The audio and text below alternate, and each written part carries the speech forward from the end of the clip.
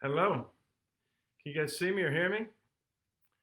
There we go. Everybody's coming on to it right now.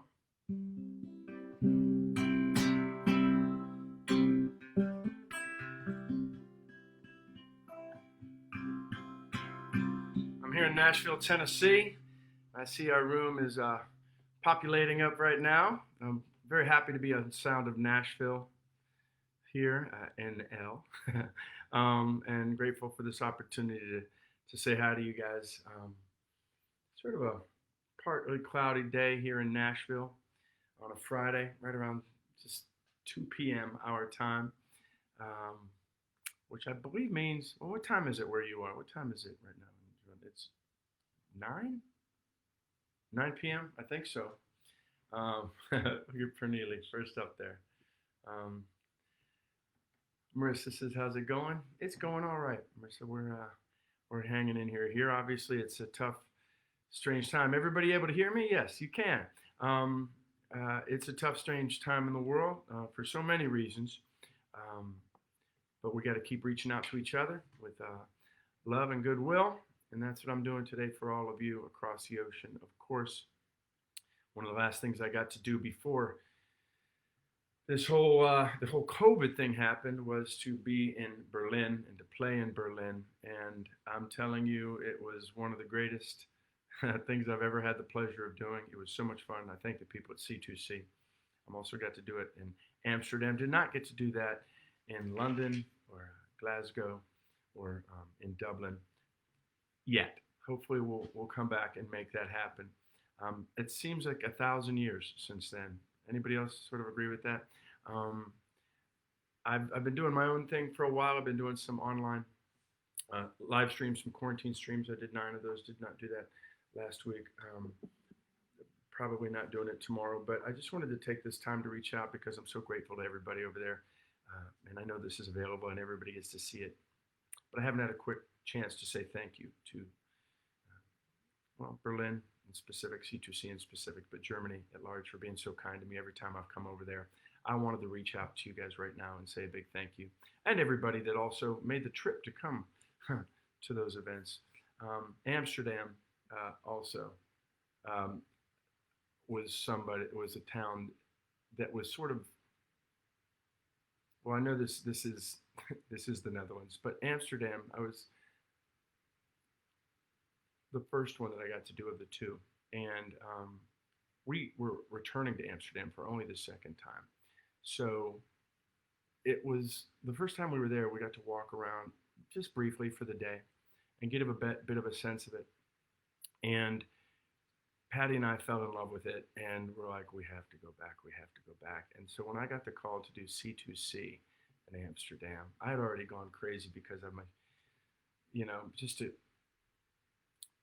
the area and the people I found out were so kind. So I was like, man, this was not long enough the first time. So we got to go back and we got to spend some more time. And my family got to join us and we got to really walk around a lot more. But that show itself also was really, really special. And I'm very, very grateful to all my friends in the Netherlands, especially Amsterdam as well. So I wanted to say thank you primarily to the Netherlands, and that's why I'm on right now with, what is it, Sound of Nashville, Netherlands. Love it. I'm going to start off by playing a song, and then I'm going to answer some of your questions that I see over here to the left for a little bit. We'll just spend a little bit of time together, and I'm going to start with a song that I've released recently. Um, I apologize, I have not released it. When I say released it, there's new ways of releasing everything. It's on my Instagram page. It's on my Twitter. It's on my Facebook. It's one that I wrote the lyrics to this a long time ago. And the tune has changed over the years. It's actually far more country than it was. Or just, but when I say that, it's just a couple chords. It's fewer chords. And I like these chords better. They fit it better. Because it's a question in this, why can't we live together? What are these things that continually make that seem so impossible? And this tune makes it more, I have to admit, a little more weary. Like, is this still the question all these years later? You wrote this 25 some years ago. And believe me, at that time, I didn't think that this would go away. This is not a world of perfection. Never was, never will be. My faith says that's the next one, not this one. But we do our best and we try to make it a better world. And I've always found the best way to do that is to start with myself. So this is just a question.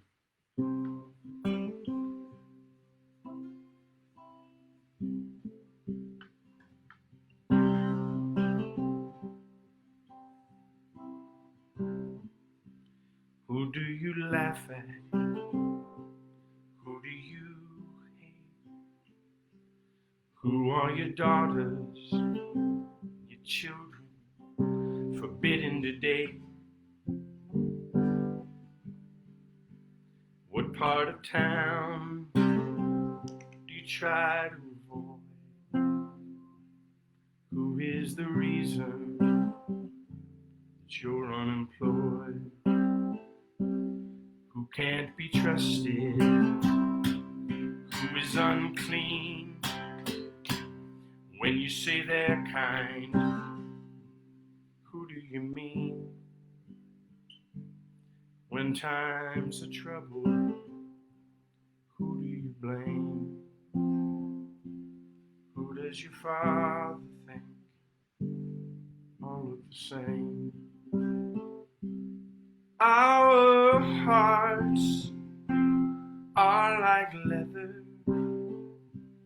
Why can't we live together? Why can't we try? Tell me why. Tell me why. Who are the terrorists? Who are the drunks? Who are the gangsters, the thugs and the punks? Who are the infidels? Who are the cursed? Who came here later when you were here first? Who do you label? Who do you doubt? Who are your favorite jokes all about? At the end of the day, when it's all said and done, who deserves love? Who deserves none? Our hearts are like leather. Why can't we live together? Why can't we try? Tell me why. Tell me why. Our hearts are just like leather. Why can't we live together? Why can't we try? Tell me why. Tell me why.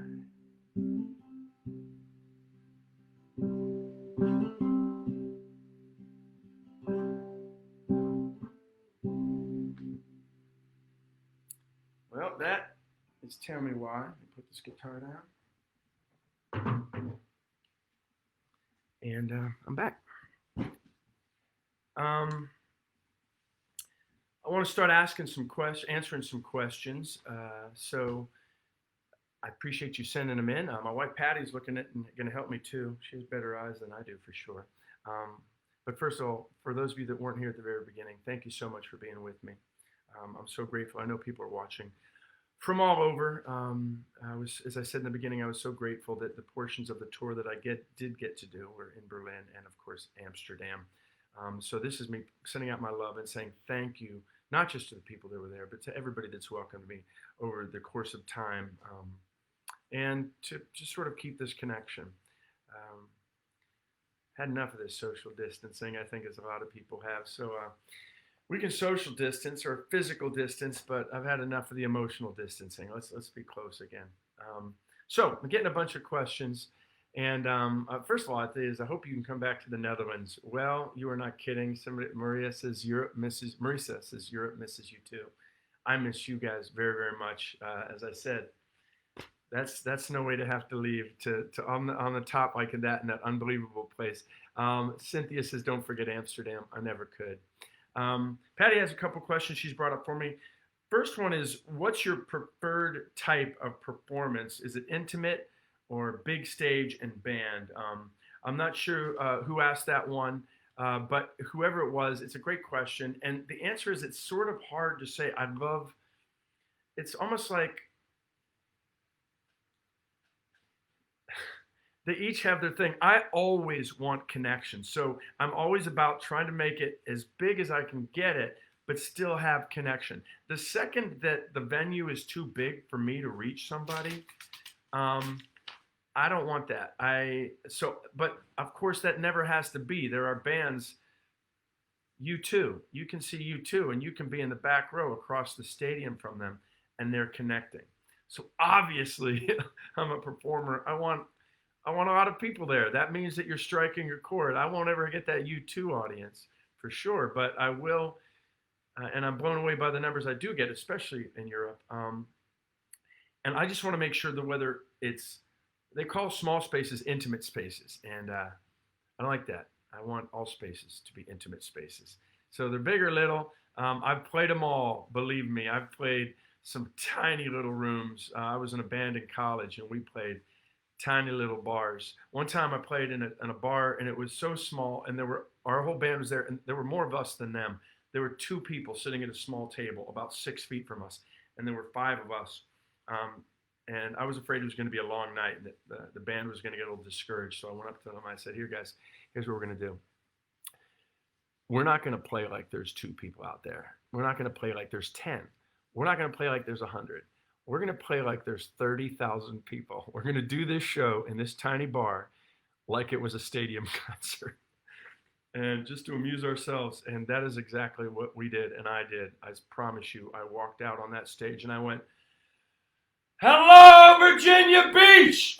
And I was just super. I probably blew out your speakers. I apologize. And every song was like, "This next song," and I would talk like I was a giant PA system. And those 2 people had the time of their life. They never left.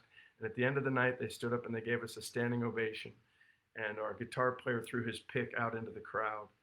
And then when we said goodnight, we turned the light. We did the big bow at the end of the stage like we were Queen or something. He threw his pick out, and then the lights all went off in the sound. And he walked off that little short stage about 6 or 8 feet, bent over, picked up his pick, put it in his pocket. And that was the end of that show. So give me a big, intimate stage. That's what I want.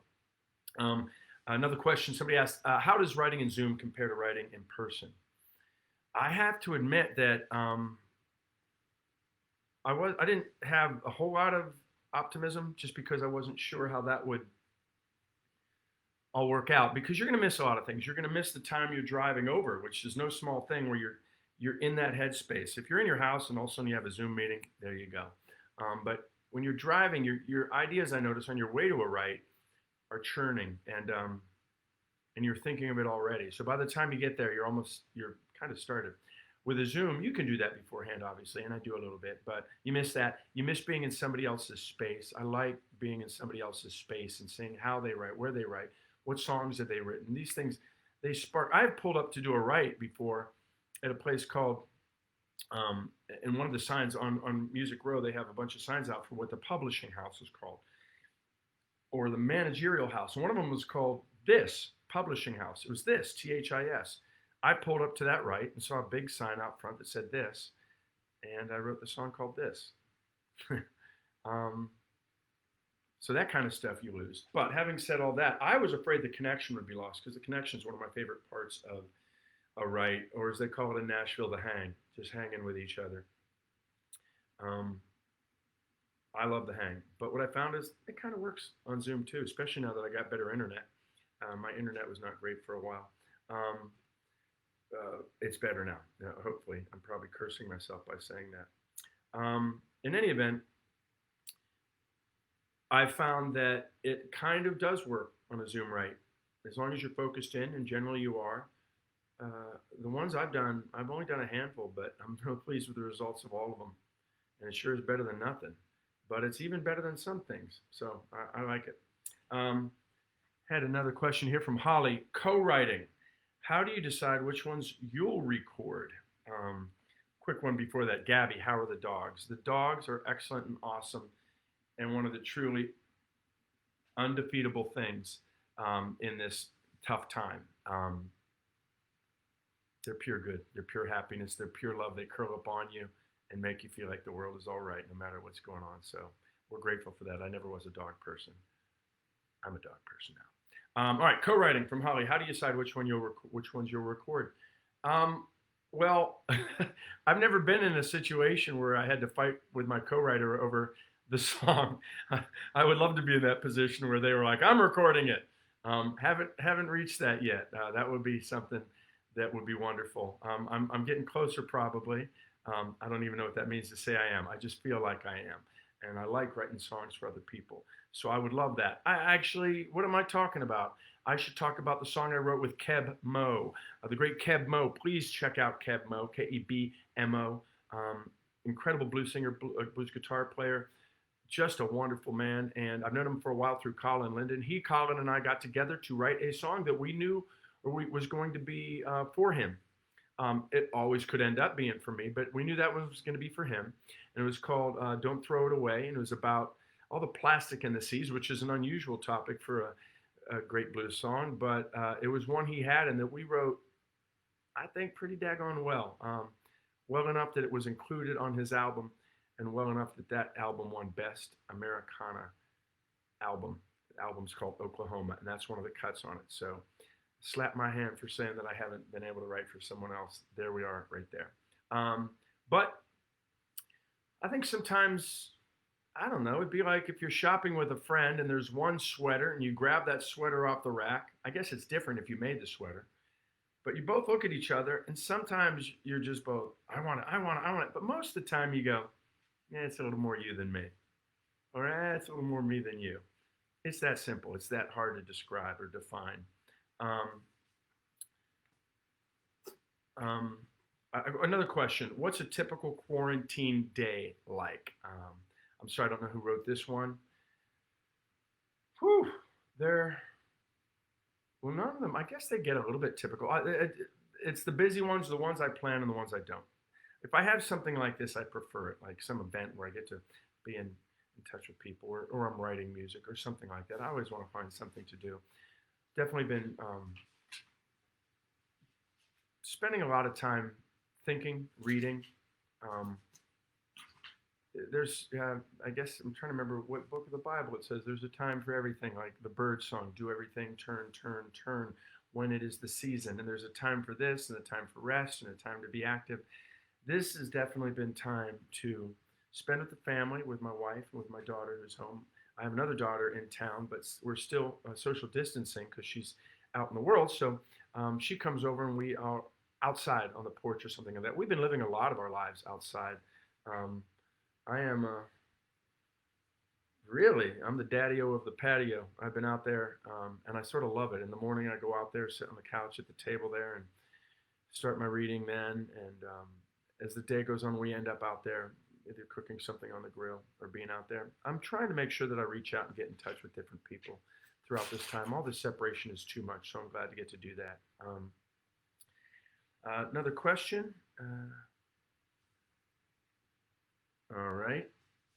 What goes through your mind as you perform at the Grand Ole Opry?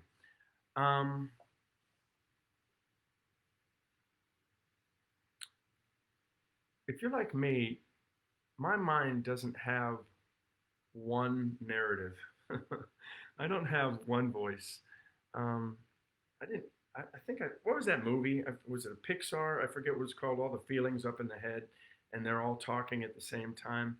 But one guy's on mic. Well, I have a lot of mics up there, and there's a lot of voices. There's definitely, and the voices change over time. The first time I did it, there was one voice that was just going, oh my God, oh my God, oh my God, oh my God.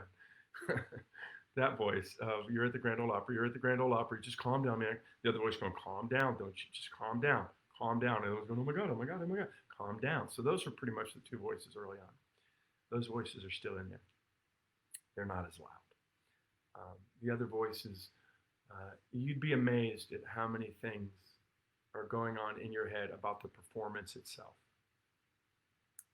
That is maybe the biggest trick of connecting with any audience, is to be present.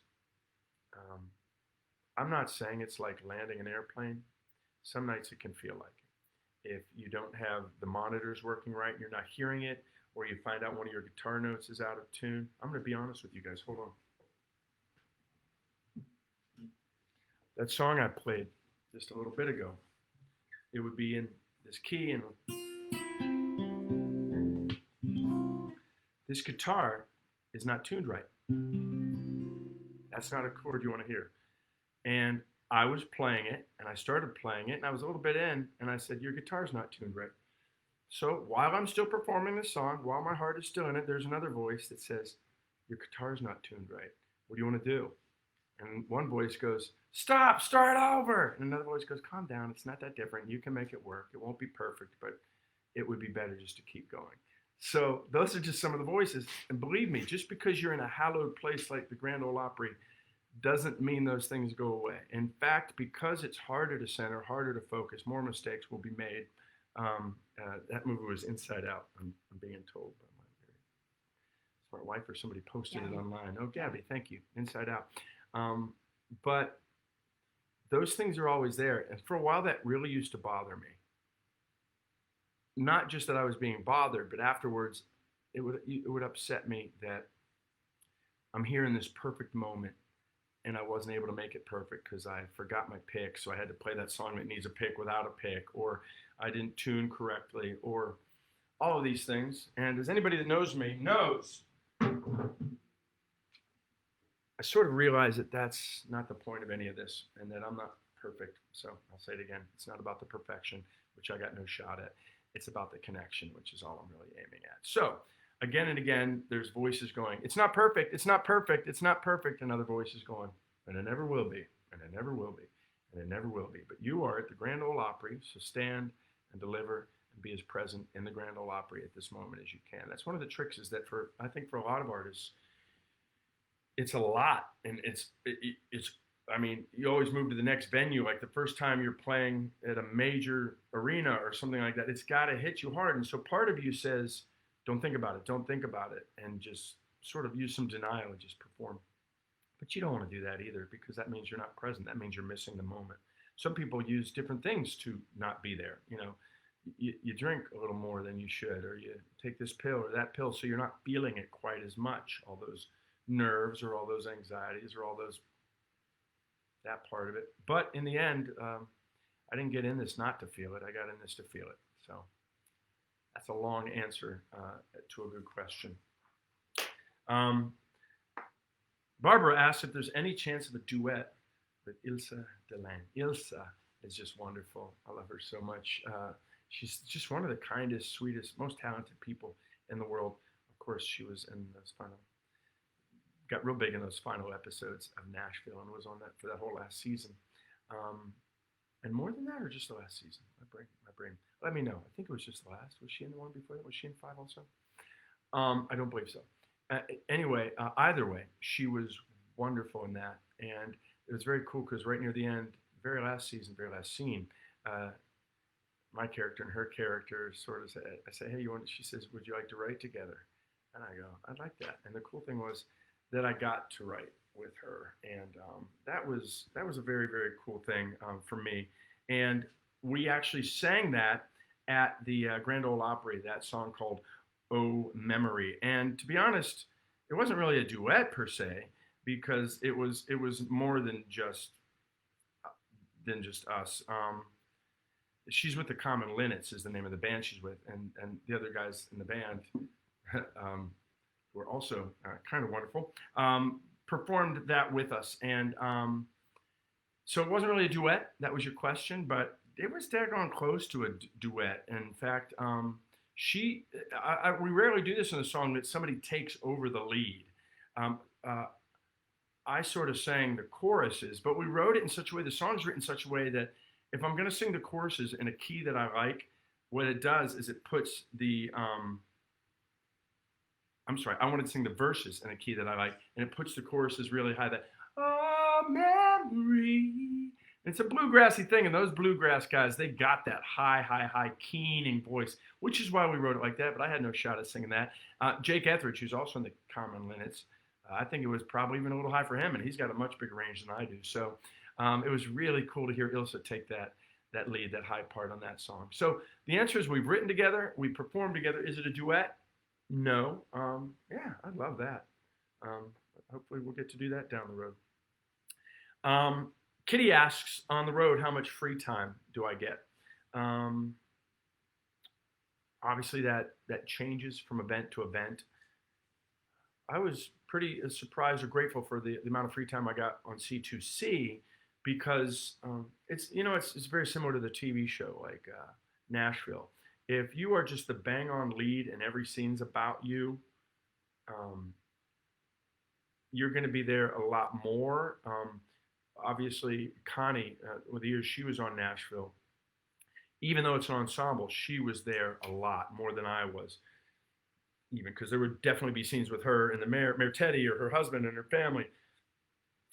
And then, and same was true with Hayden being Juliet. And then I would probably ran a close third. But after that, the later scenes, I was in it a lot more. So my point being is that if you're in a musical production, whether it's a festival or something like that, that is a group, a whole lot of people in it, you'll get more time generally. Other things creep in like press or different things interacting with fans, which I love. But those eat up your absolutely personal free time. But if it's just me, if I'm pulling into a town to play at a local theater or a local, whatever it is,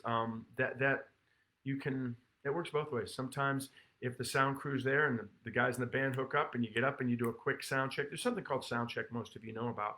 What you probably don't know is the variability of a sound check on the road. Probably less so for the big names who have people to do that, and they do their sound checks, most of them. But and they have the top flight people who you're taking your own rig with you everywhere you go a lot of the times, or you're using the local rig, but you know how it works so well. You're getting the best of the best. I was very fortunate to have the best of the best, but that doesn't mean that every single theater you go to or building you go to is going to have that same ease with getting your sound right. So that's the biggest answer is how much time do I have? Depends on that sound check. If it goes like that, then you get a little more time to do other things. Lots of times, also, if you arrive early in the morning, like if you take a bus, you leave the last show, you hit the road at midnight, drive overnight, you get there at 8 a.m. and sound check's not till 2. You got a little time to walk around. And I've been able to do that for some wonderful towns. And a couple times, a couple trips, Steve Mandel and I would throw golf clubs under the bus and we'd get up that early and just go find a place where we could play some golf. With Patty and I, that's what we loved about being on the bus when we were touring Europe, the places that we did get to go, and the UK, was that, yeah, it's nice to be in a hotel, but think about it. A hotel, so you finish the show, and you either go back to your hotel and spend the night there, and then drive the next day till you barely make it in time for the next show, or you drive all night and check into a hotel for 2 minutes. That's the work sometimes.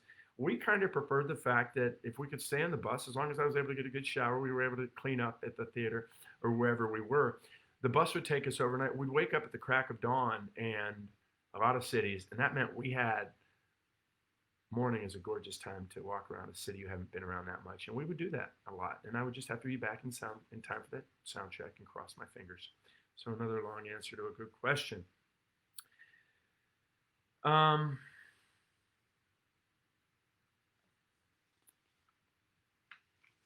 Brenda wants to know favorite co-write that I've ever done. That's a hard one, Brenda. I'm so sorry. It's just not fair. It's like your favorite child. It's hard like that. I have some. I guess there's some ones that come to mind now. Are they my favorites always? Would I write them on granite? chiseled them in granite? No, it moves, it changes. Um, Man, I love co-writes. I should just say that off the top. To be clear, I've written by myself my whole life. I started writing with a friend from Nashville about 6 years before I came to Nashville. When I came to Nashville, I just fell in love with the co-write. I can just tell you that in a situation where I got to write with Dina Carter, that's Dina Carter, that's Miss Strawberry Wine herself, and it could not have gone better. Some of my deepest friendships have been just sitting in a room talking with somebody before you write a song. And that could turn out to be a great friendship, a great hang, if you will, but it might end up being nothing that you really like as a song. But that didn't happen. I wrote I Know How to Love You Now with Dina, and I'm like, wow. And then later I wrote Heart Can't Say Goodbye. So those are my two writes with Dina. Yeah, I'll take those. Later, the only time I was ever sort of assigned to write with somebody was in the final season of Nashville, when I went to one of those Nashville writes that was organized by our wonderful people like Frankie Pine, who helped get the music for Nashville to the folks that would produce it. And they would bring together a bunch of writers, and she put me in a room with Dennis McCuskey, who wrote Maniac from the great, she's a Maniac, what movie is that again? Flashdance, thank you, Patty, from Flashdance. And alongside him was a great young man named Charlie Worsham. That's another name. Please go check out Charlie's music, Charlie Worsham. You know Charlie.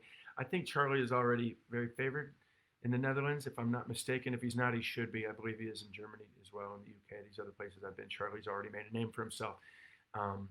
Anyway, he and I, that day, a bunch of people, some people out of that couple hours, there were people that showed up with 4 songs. They wrote 4 songs in those couple hours. We're like, daggone. Some people wrote 3, some wrote 2, we wrote 1. Ours was Looking for the Light. And I was so grateful that it was used. Did I maybe have an advantage because I was deacon? It'd be hard to argue no, but I would still argue it. The reason being, I saw again and again that job number 1 for those people was not to please anybody except the ear and the story. The song that worked best in that story was what they wanted. So that's another co-write that comes to my mind. Man, there's just so many. Sometimes a question makes you not think about the answer, makes you think about the larger thing, and that is how many there are that I love so much. Eric Pasley and I have written together twice.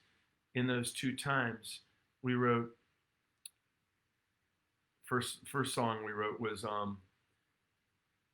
Down the Road, which is one of my favorite songs ever that I've ever written with anybody. And then the other one is Honky Tonk History. That's a 2 for 2 if I've ever heard. He and I got together, did one of those Zoom writes recently, and I will be darned, it happened again. Just one of my favorite songs. I haven't played it yet, but it's about you. And when I say it's about you, it's about the people that come to the shows. It's about those moments at those special shows when everybody just has a feeling that not only is it great and it's awesome, we've been to those, it's something different. It's something that we will look back on. It's something that we will hold in our hearts when we're feeling low someday. We'll remember that. There's shows like that. There's moments like that. I've been in the audience on them, and I've felt them from the stage as well. So this is what that's about. There you go, 3 for 3 right there. I would probably have to talk about my friend Andrew Rollins too, and Steve Mandel. Those 2 guys, when we write, and we have other people join us sometimes, mostly Andrew, but super grateful. And a shout out to my friend Jane Bach, who was the first Nashville songwriter to co-write with me. Maybe my first. No, there was another, but Jane was the one that stepped up and did it systematically for a longer time and really showed me so much and was so kind to me. All right. Sander loves Cold Comfort and would like me to play that sometime. That is very, very kind, Sander. Thank you so much. I will absolutely do that. That's one, that was a co-write, as so many of these are. that was the Gary Nicholson co-write. And if you haven't heard, Gary Nicholson is another fantastic songwriter. He's written for Willie Nelson and Waylon Jennings and so many other greats. He works with Willie all the time. I think he cut a record on him. But in any event, Gary had those lyrics, and I'd never ever written a song that way where he goes, I got a lot of these lyrics. He goes, but you know what the phrase cold comfort means? I go, yeah, it's like when something is no relief to you to hear it. And he said, yeah, he goes, I've had this song, these words for a while. Nobody wants to write it because they don't know what cold comfort means or it just doesn't appeal to them. I go, well, let me see. And I read, I go, oh, that's so good. I go, but I don't really generally write music to other people's lyrics. I've never really done that. And by the time I had that out of my mouth, I had a tune going through my head. So that was one of the, I've never understood how Elton John and Bernie Taupin do that, where Bernie Taupin sends some lyrics and Elton John does. That's unbelievable to me. That's incredible, and I love it. Is it ULIN? Yeah, yes, oh yes, yeah, there it is. I didn't see that. I couldn't read this writing. What is your 5-year goal? I'm honest. I know this is a weird thing. I'm not a goal guy. Maybe I should be. Maybe that explains why it took me so long to get a TV show or to get to Nashville. I don't know. I'm more about being in the moment, and it's more about systems than goals, things I want to set up right now that I'm doing. Here's the goal, and the goal is related to the system. At the end of the day, I want to look back and say, I did all that I could. That's a goal. But what it means is I'm not looking at that. I'm looking at what I'm trying to do all that I can that works for me and is right for me and for you guys. So what does that mean? Moment to moment, I don't know. Just trying to be present and trying to do things the best I can. Ashley wants to know my favorite place to play in Nashville. And we got time for a few more questions, so keep going. I'm not quite done yet, but we'll be finishing up before too long. My favorite place to play in Nashville, the Grand Ole Opry. If you want to get a twofer and cheat when the Grand Ole Opry's at the Ryman, that's a twofer. That's pretty special. And the words pretty aren't sufficing there. It's incredibly special. It is inconceivably special. Of course, the Bluebird is there as well. That place means everything to me. We built our own fake Bluebird for Nashville. And at the end of that run, Patty and I, we made the cast gave out like a gift with there's a metal pick, and on the back of it were the coordinates, what do you call that? GPS coordinates of our Bluebird, the one that we shot all our scenes in, but it was really a tribute, as the fake one was, to the real Bluebird. I've never been in there where I wasn't like, you know what? It's funny, here's how I put it. The Bluebird feels like home. The Opry feels like church, especially in the Ryman. So that's what I'd say. Season 2, Outer Banks is the question. Okay, great. Gabby. Gabby? Yeah. Oh my God, Patty. You want to see this handwriting? It's unbelievable. Capitals, please. All right. Gabby, season 2, Outer Banks is the question. I'm not the guy to ask, but I love that question as well. I loved every bit of that. Getting to see what it's meant to everybody. Well, so many, I should say. Not everybody. If you haven't seen it, please go watch it. But and the young actors in that have been amazing. It was hard work some days, but it was work that I look back on very gratefully. Those boat scenes, they were tricky. They were hard. And so were some other ones. But in the end, I was so grateful to it, mostly because of all the people. My thanks go out to all the creators of that. Very grateful to them and to the care with which they did everything and how they worked so hard. Everybody worked very hard. So we don't know. That's a Netflix question. You guys did all you could by blowing that thing up to #1 and keeping it up there for a while. So I'm very happy. Megan asking if there are any plans to release down the road. Absolutely. When, I can't tell you, but yes, you will get a, we're in stages of it now. I'm still working on it. I want it to be what I want it to be when it comes out. So yes, that might be the only short answer in this entire engagement that we have right now. Sander wants to know my favorite song at the Bluebird in the church at Amsterdam. It's funny, Sander, that I said that the Bluebird was home and the Opry was the church. That was the one time when the Bluebird was the church, because it was in that unbelievable church in Amsterdam, that unbelievable night. I'm going to be honest with you. I have no idea what I sang that night. I don't remember things like that. Anybody that was there, hopefully some of you were there, I would think. You tell me, what were your favorite ones? Patty, I want you, when you see it, to tell me which ones look like were people's favorite songs. I just remember the night, the incredible gentleman to my left and to my right, and you. That's what I remember. I was never that guy. It's funny because even when I played sports, football and things like that, a couple years after a big game, they go, oh, you remember that big game against Lake Braddock where there was an interception in the third quarter? And I'd be like, but I'd say, yeah. But I'm being honest with you. I don't recall the exact songs or even the moment of what made them. A couple things. My memory is like watercolors. A couple of the watercolors in there were beauty of the night, the coolness and the calmness of the night, the laughing. I remember there was a lot of fun between the three of us, and I love that very much with Mr. Schnecky and Mr. Arata. That it was the three of us had never performed or played together. I had never met Noah before, and met Tony, but to see the three of us, that's what a good write does, or not a good write, a good round. It's these three chemicals that who knows if they're good.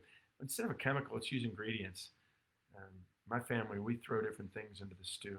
Just try it. Let's try this. Especially my daughter.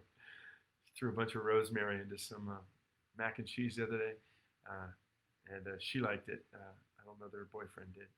But that's what we do. So you don't know what these different ingredients are going to do when you throw them in. And that night, I loved all three of the ingredients. We're getting some answers on what were their favorite song, your favorite songs of the night. Seems to be I Love You Beer, Sweet Summer Saturday Night, Road and a Radio, Baby Kid, Teen Man, Old Man. What is laughing? Someone said there's a lot of laughing. Somebody else agreed and said at the same time that there was a lot of laughter. People asking about touring in 2021. Germany, Denmark, C2C, maybe again. What is the word on C2C? Is it, that's not, we don't know exactly.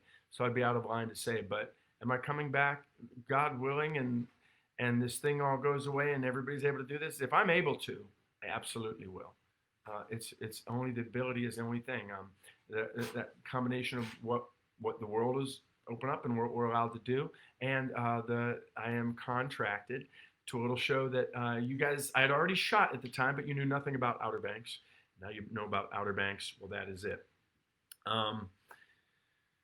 All right, beginning musicians. Britt asks advice for beginning musicians, and I think we're almost done here because I'm just going to play one more song for you guys.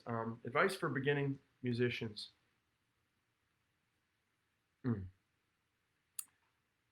It might be the thing I said about goals and about just doing it. It's time to do. Write. Just keep writing. Write by yourself until you can get co-writes. When you get co-writes, keep doing them. When you get a good co-write and it goes well, ask them if they know anybody else that maybe might like to write with you. Make sure they have your number and say, please help me if you'd like, if they'd like to write with me. Practice your craft. If you're a writer but not great at guitar, you don't have to become the best guitarist, but there's no reason you shouldn't become a better guitarist, because becoming a better guitarist will give you more chords, and that's just more color on your palette that you can paint with. Listen. Take whatever field of music you are the most passionate about and devour it. Learn the history of it.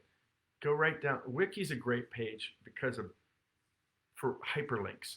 So if you went down, you like Americana. So you go enter Americana in Wiki, and it will give you a name, and you click on that name, and now you're reading about Jim Lauderdale. And when it's talking about Jim Lauderdale, it'll talk about Buddy Miller. So then you click on Buddy Miller, and it will talk about who influenced Buddy Miller, or that he worked with T-Bone Burnett. And you click on T-Bone Burnett, and it will talk about his influences. Pretty soon you're reading things about Robert Johnson and Howlin' Wolf, and that is huge, because then you go listen to that music.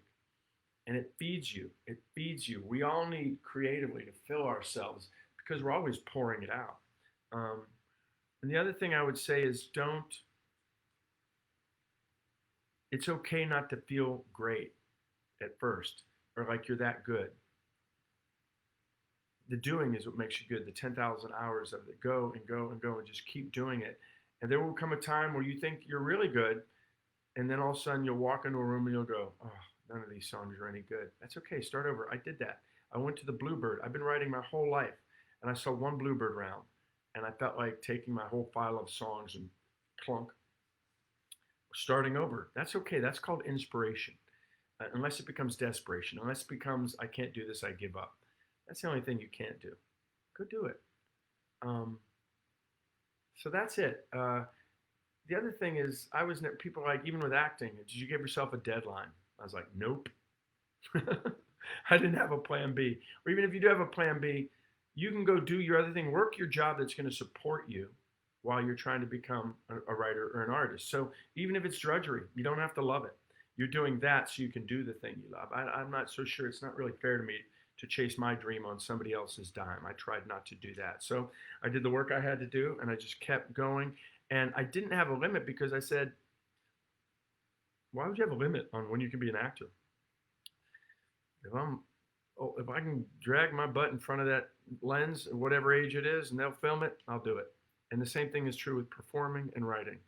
If I can find my way, if they wheel me up onto that stage or into that writer's room, I will do those things. At least that's the way I feel now. So how insane would that be to have a time limit? I saw a chart real quick. Let me see if I can draw this for a second. Here we go. And this is when we when we start trying to do something. The bottom, this is a graph. The bottom one is time, and the one to the left is success.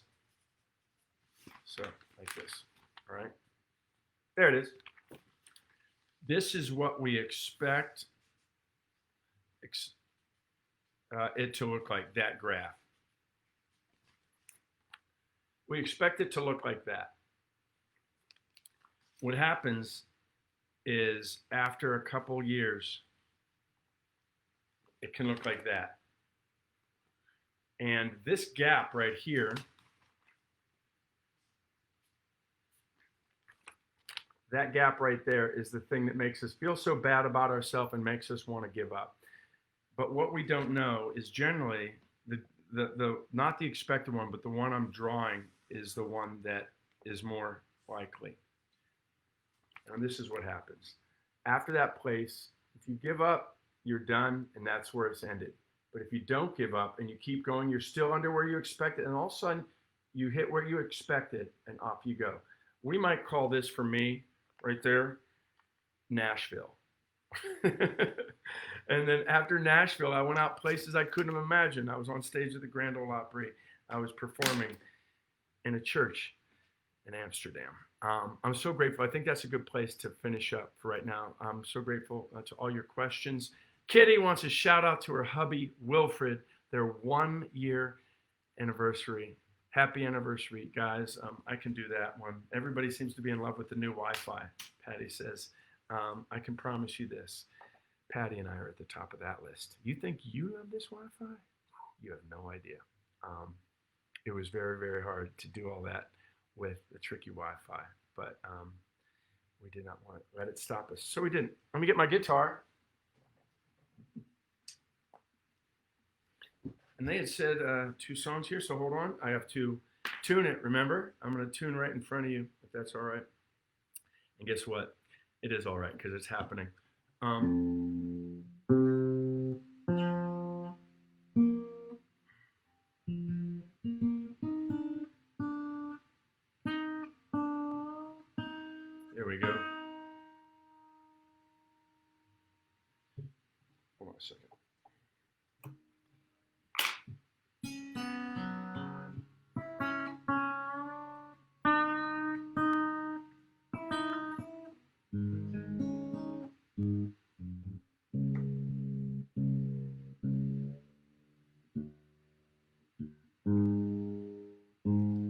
a second, guys. I appreciate it. I want to be in the right key for you when I do this.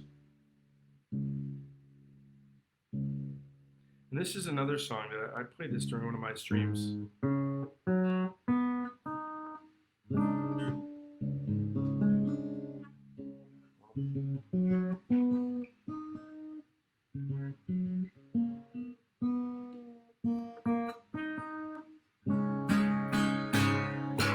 There we go. Put this on to make it work.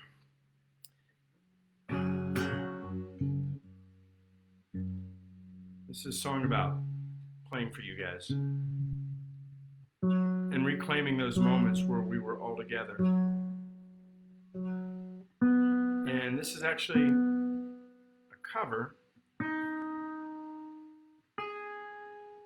by one of the great, not only solo performers, but Stevie Winwood.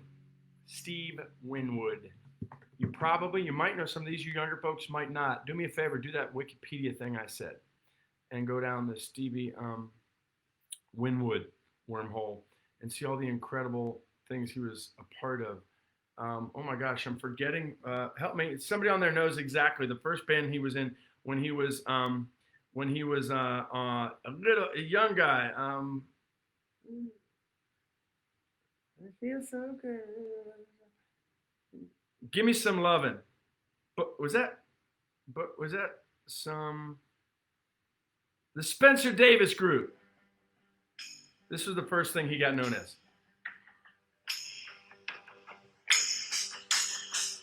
You know that one? That was Stevie Winwood, long before he sang this one. And so you could not go wrong by listening to some of his. But anyway, this was a song that I thought it was about. I guess when I was younger, I didn't quite know what it was about. But now, to me, it's clear. It's about that connection to an audience. But now that we've been locked away from each other, it talks about that too, about how it talks about some doors that had to be closed, and we're going to open them up again. And we'll be back in the high life again.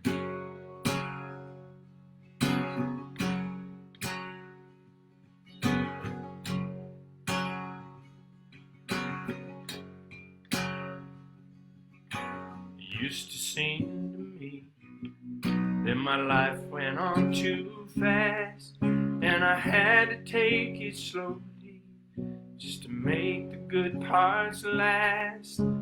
When you're born to run, it's so hard that you slow down. So don't be surprised to see me back in that bright part of town. I'll be back in the high life again. All the doors were closed one time, will open up again. I'll be back in the high life again. All the eyes that watched me once will smile and take me in. And we'll drink and dance with one hand free, and let the world back into me. And oh, I'll be a sight to see back in the high life again.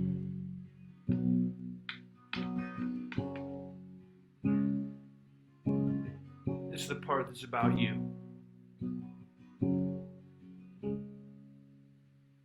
Used to be the best, to make life be life to me. And I hope that you're still out there, just like you used to be. We'll have ourselves a time, dance till the morning sun, and we'll let the good times come on in, and won't stop until we're done. Oh, we'll be back in the high life again. Hold on, back in the high life again. All the doors we closed one time will open up again. We'll be back in the high life again. All the eyes that watched us once will smile and take us in. And we'll drink and dance with one hand free. Let the word back into me. It will be a sight to see. Back in the high. We'll be back in the high lives again. All the doors we closed once will open up again. We'll be back in the high life again. All the eyes that watched us once will smile and take us in. And we'll drink and dance with one hand free. Live that night so happily. And hope we'll be a sight to see. And know we'll be at sea to see. Back in the high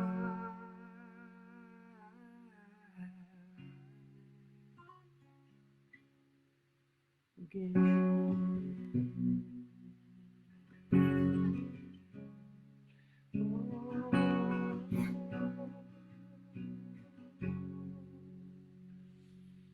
Can't wait to be back in the high life with all of you.